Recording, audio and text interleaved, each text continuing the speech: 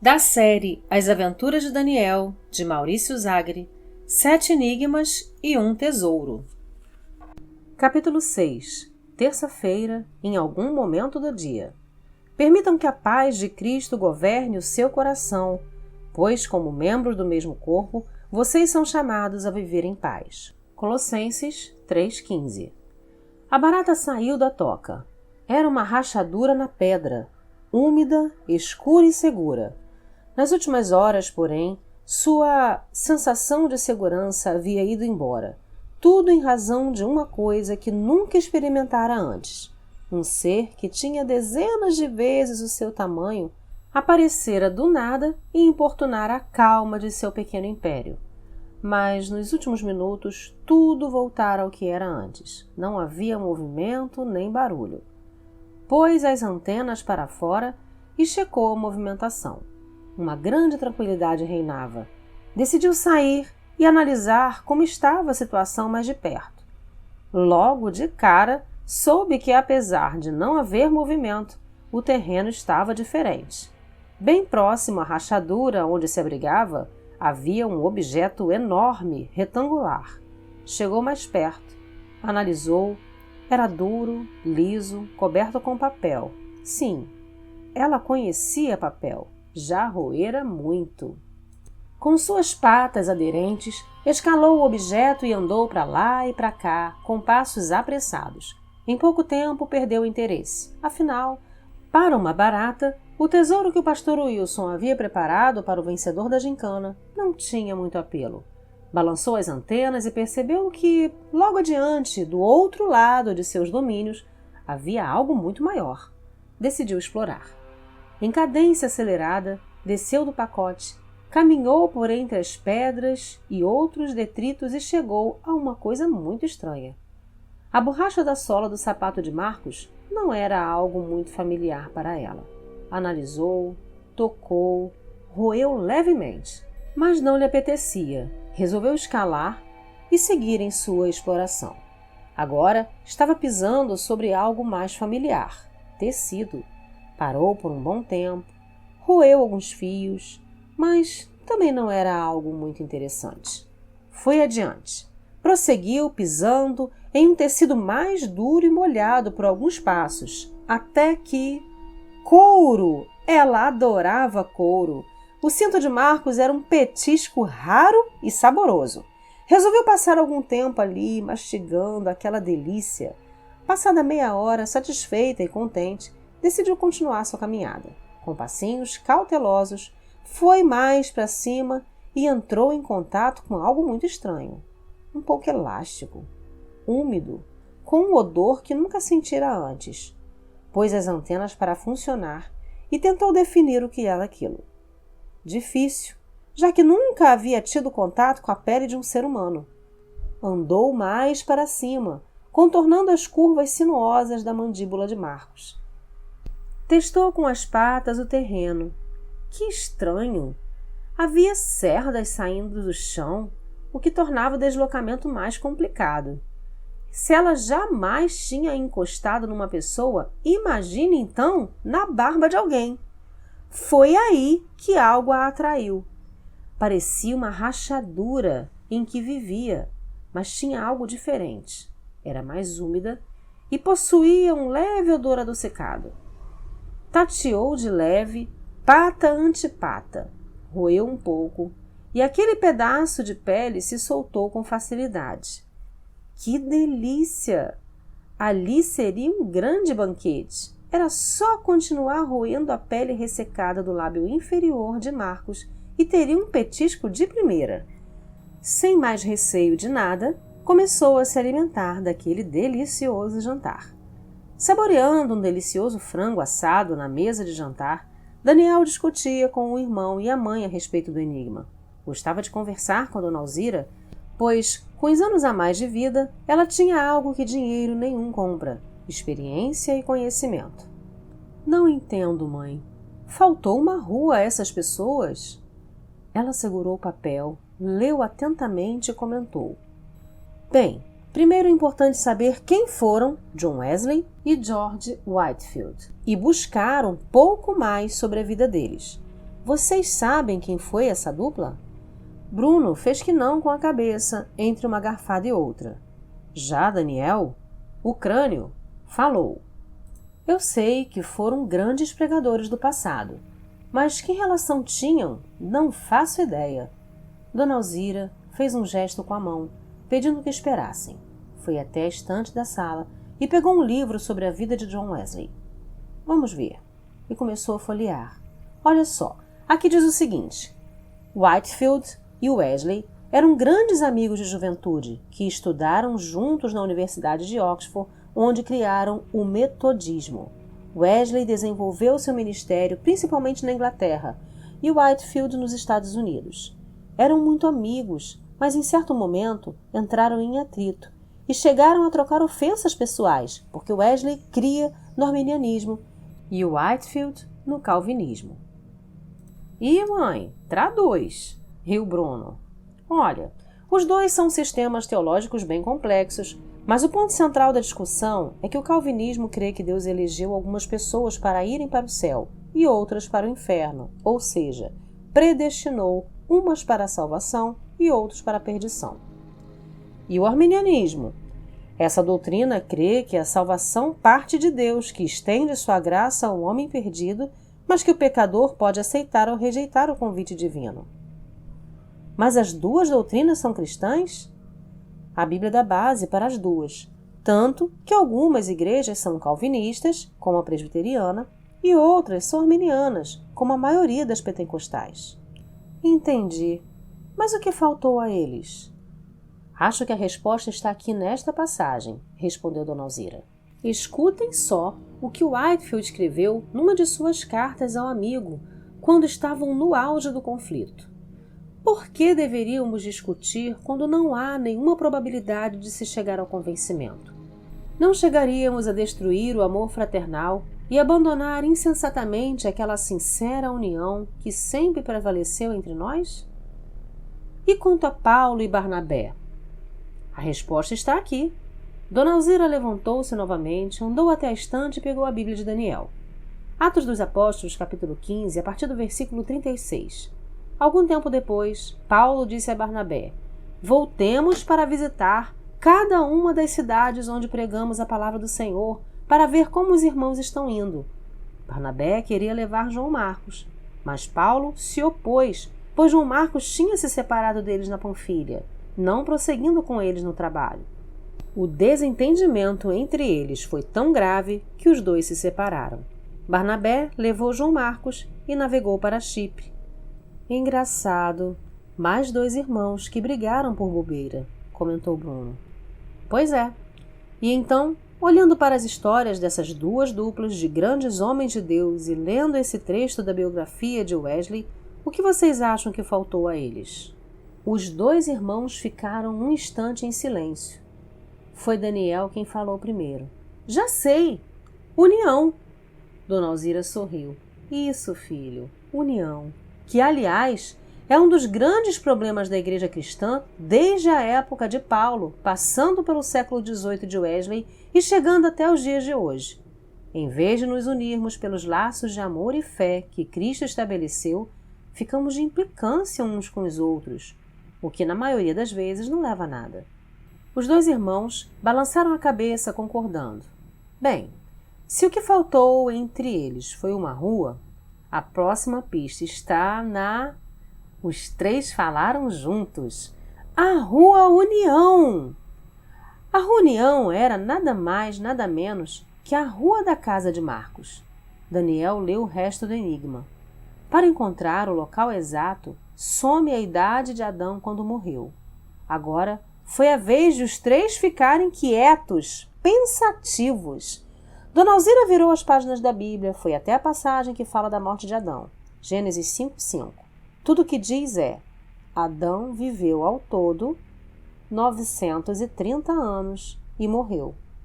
Só isso? Só. Essa era boa. Mas de repente Daniel deu um salto. É isso! O quê? Perguntou Bruno.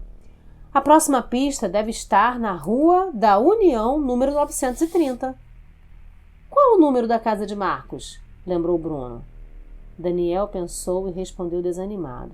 14. É bem longe. Pararam e se entreolharam. Dona Zira virou-se para o filho mais velho. Ela já sabia o que estava se passando pela cabeça dele. Olhou para o relógio. Eram 11h30. Deu um suspiro. Filho, eu sei que o Marcos está numa situação muito difícil. E sei também que não adianta nada eu pedir que você fique em casa e passe essa pista para a polícia, pois você não vai conseguir ficar sossegado. Mas lembre-se, por favor, de que a sua entrevista para a Bolsa de Estudos é amanhã, às 8h, no centro da cidade. Pelo amor de Deus, não perca a hora, pois nós não temos como pagar o curso e essa bolsa é a nossa única esperança de você ir para a universidade. Daniel sentiu o peso da responsabilidade. Ele sabia que eram o seu futuro e de sua família que estavam em jogo, mas agora sua preocupação era seu melhor amigo, que corria risco de vida. Veio à sua mente a frase que tinha ouvido Marcos dizer ao telefone: estou morrendo. E isso havia 1 dia e meio. Ele precisava correr contra o tempo, não tinha 1 minuto a perder. Seu sono podia esperar. Pode deixar, mãe. Agora preciso correr. Bruno fez menção de que iria acompanhá-lo. E você, mocinho, pode se arrumar para ir para a cama. Você é muito novo para ficar andando por aí essa hora da noite. Mas, mãe, choramingou Bruno, nem mais nem menos. Já para a cama. Bruno ainda buscou apoio nos olhos do irmão, mas eles pareciam dizer: você ouviu a chefe. Bem, vou lá então. Daniel deu um beijo em sua mãe, passou a mão na cabeça do caçula e saiu. Pegou sua rua até o final, dobrou a esquina e caminhou por 7 quarteirões. Foi quando deparou com a placa Rua da União. Olhou para a numeração das casas. Ao longe, ouviu um trovão. Uma chuva despontava no horizonte. Voltou a se concentrar. A casa número 2 e foi andando. Passou em frente à casa de Marcos. Parou. As luzes do interior estavam acesas. Era possível ouvir um som que lhe rasgou o coração, o da mãe de seu amigo chorando. Aquilo só o incentivou a prosseguir para tentar salvá-la. A vida dele depende de mim. A vida dele depende de mim. E seguia repetindo em pensamento. Resoluto, apressou o passo. 82, 86, 88. A vida dele depende de mim. 92, 94, 98. A vida dele depende de mim. Senti um pingo na testa, depois outro, e mais outro, e muitos outros. A chuva estava chegando para valer. E então, a rua tinha acabado. E a última casa era 120. Não pode ser. A chuva caiu com toda a força. Daniel correu e se abrigou sob uma marquise. Parou um instante para recobrar o fôlego. Meteu a mão no bolso, desembrulhou o bilhete. Olhou detidamente, enquanto pensava no que estaria errado. Se 930 não era o número de uma casa, o que poderia ser? Ficou uns bons minutos meditando, sem conseguir encontrar uma resposta. A casa em que morreu Adão. A chuva aos poucos se acalmou até se transformar em um chuvisco incômodo, mas inofensivo. Daniel deixou a marquise e voltou pelo mesmo caminho por onde tinha vindo. Seus passos acompanhavam o pensamento, mas as alternativas estavam se esgotando. Começou a ficar irritado e impaciente. Chegou novamente na porta da casa de Marcos. A luz permanecia acesa, mas não se ouvia mais o choro. Sentiu enorme necessidade de buscar auxílio em Deus. Enquanto andava de um lado para o outro na chuva fina, começou a orar. Senhor, meu Deus e meu Pai. E derramou-se numa angustiada súplica ao Senhor. Pastor Wilson abriu os olhos. Geralmente ele dormia como uma pedra. Apagava e ia até a manhã seguinte numa estirada só. Não costumava ter insônia. Nem mesmo levantar para ir ao banheiro ele levantava. Mas dessa vez acordou de repente, sem sono. Não houve sequer uma pequena sonolência. Estava completamente desperto. Que estranho, pensou. Virou a cabeça e olhou para o relógio na cabeceira de sua cama. Eram 3h43. Tentou dormir, inutilmente. Virou para o lado, virou para o outro, virou de novo. De barriga para cima, de bruços, nada. Desistiu de pegar no sono, sentou-se na cama e calçou seus chinelos. Levantou-se e caminhou até a sala. Sentou-se no sofá. Levantou-se novamente, andou até a janela, olhou para fora. Ainda estava tudo escuro e chovia forte. Ficou alguns segundos admirando as gotas que escorriam pela vidraça. Foi quando, do nada, um pensamento veio à sua mente. Ele precisava ir à igreja. Achou graça do próprio pensamento. Ele se acostumava a chegar à igreja às 8 da manhã. Primeiro lia o jornal do dia, depois se reservava um período para oração, para a leitura da Bíblia. Às 10, começava a receber membros que precisavam de atendimento pastoral. Por isso, pensar em ir para a igreja às 4 horas da madrugada soava como um despropósito. Mas o impulso era muito forte. Novamente teve a nítida percepção de que precisava ir à igreja. Dessa vez o pensamento veio como uma certeza. Por mais ilógico que soasse, do nada, aquela ideia parecia fazer sentido. Pastor Wilson era um homem espiritual, aberto à voz de Deus. Assim, pôs-se de joelhos diante do sofá e orou. Fala, Senhor, que o teu servo ouve.